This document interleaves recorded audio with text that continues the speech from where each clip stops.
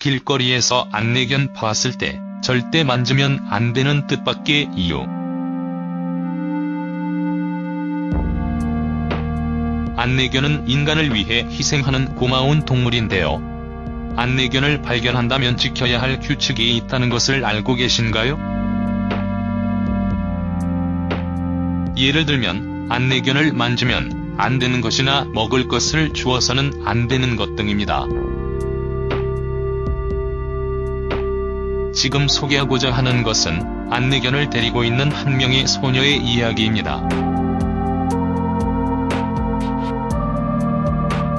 개를 쓰다듬지 말아주세요라는 조언을 무시한 사람이 있었습니다.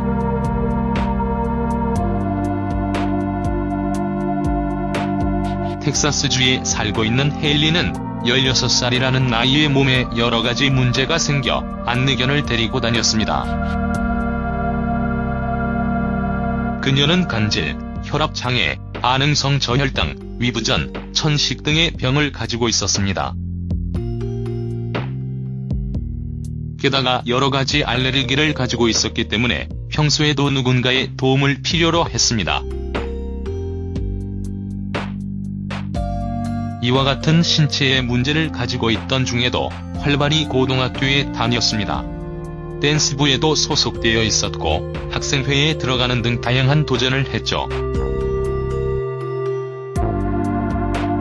하지만 몸의 상태가 악화되어 담당 의사로부터 통신제의 학교로 편입하는 것이 어떻겠냐는 이야기를 들었습니다. 2014년 헤일리는 오스트레일리안 세퍼드의 플린을 만나게 되었습니다. 플린은 아직 11개월 밖에 되지 않은 어린 강아지였습니다. 플린은 헤일리의 몸 상태에 대응하기 위해 꼬박 2년에 걸쳐 엄격한 트레이닝을 받았습니다. 헤일리는 플린이 스티밍 포즈 어시스턴스 통나는 안내견 훈련을 전문으로 하는 기관의 과정을 통해 연습하도록 했습니다. 그리고 트레이닝을 무사히 마친 플린은 헤일리와 어디든 함께 가고 매일같이 헤일리를 지켜주었습니다. 헤일리는 그 어느 때보다 편하게 외출을 할 수 있게 되어 기뻐했습니다.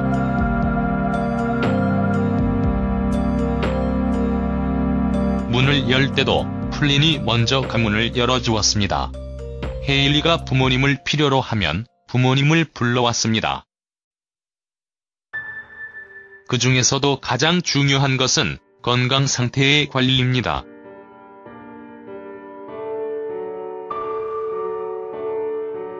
플린은 헤일리가 간질이 일어나는 타이밍을 파악할 수 있도록 트레이닝을 받아 간질이 일어나기 전에 헤일리에게 알려주는 일을 할 수 있었습니다.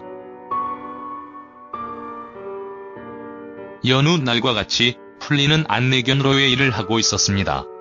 그때 헤일리는 아버지의 일터에 있었죠. 그리고 일터의 동료는 플린에게 장난을 치고 싶어 했습니다. 그때 플린은 안내견이라고 적힌 조끼를 입고 있었고 만지지 마라 달라는 의미로 등에 스톱이라고 적혀 있었습니다. 보통 경고를 파악하면 플린은 가볍게 짖어 이를 알려줍니다.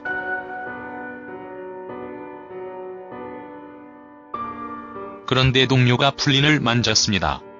이때 플린은 임무에 집중하지 못하고 최초의 경고를 놓치고 말았습니다. 결국 준비할 틈도 없이 헤일리의 발작이 시작되었습니다.